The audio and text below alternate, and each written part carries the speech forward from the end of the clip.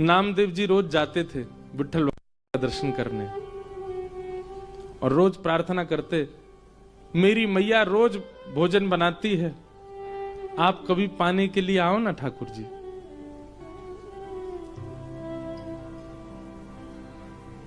रोज नामदेव जी की एक ही प्रार्थना सुन के ठाकुर जी बोले, हे नामा, अब तू कहता है रोज मेरे घर प्रसाद पाने आओ, यहां दर्शन कौन देगा? फिर एक काम हो सकता है। बोले क्या?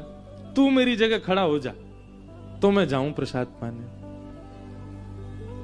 नामदेव जी बोले, ये कैसे संभव है? बोले तू आना, मैं श्रृंगार करूंगा तेरा, बिल्कुल पंडरीनाथ बना दूंगा और फिर मैं जाऊंगा तेरे घर प्रसाद पाने। नामदेव जी बोले, कोई बात नहीं, मैं वंचित रहूंगा, मेरी मां तो प्रसन्न हो जाएगी। नामदेव जी पंडरीनाथ भगवान की जगह खड़े हो गए। अब भगवान सामने खड़े होकर बता रहे, ऐसे खड़े हो। नामदेव जी ऐसे खड़े हो गए। नेत्र बंद कर लो। बोले कर लिए। ठाकुर जी ने स्पर्श करके बिल्कुल श्याम वर्ण के जैसे ठाकुर जी वैसे बना दिया। अब ठाकुर जी बोले, अब तुम पंडरीनाथ हो गए हो? बोले जी। अब याद रखना 3:30 बजे सुबह काकड़ा आरती होगी, मंगला आरती।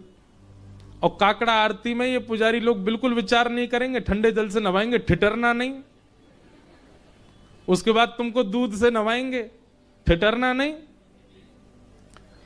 नामदेव जी बोले, मुझे नहीं बनना पंडरीनाथ। बोले नहीं, अब तो तू खड़ा ही रहे यहीं पे, अब तेरे को भी तो पता चले मुझे क्या अनुभव होता है। और काकड़ा आरती में नियम होता है कि ठाकुर जी श्री पंडरीनाथ भगवान के मुंह पे मक्खन ऐसे रख देते हैं, मक्खन ऐसे चिपका देते हैं पूरा, और फिर उसके बाद आरती करते हैं ठाकुर जी की। कभी जाओ पंढरपुर दर्शन करना मंगला का, काकड़ा आरती बहुत सुंदर होती है। तो ऐसे मक्खन रख देंगे, मन तो होगा तेरा खाने का पर चाटना नहीं। अगर नेक भी मक्खन खत्म हुआ तो पुजारी बहुत मारेंगे।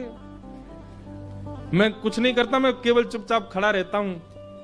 उसके बाद तुम्हारा श्रृंगार होगा और श्रृंगार के बाद फिर द्वार खोल दिए जाएंगे, सब भक्त आके चरणों में प्रणाम करेंगे और कुछ भी मांगे देना नहीं, सुन लेना। विधि का विधान, कर्म का विधान सब उनको योग्यता दे देगा। तुम सब पर दया करके कुछ भी मत दे देना, नहीं तो लोग कुछ भी मांग लेंगे।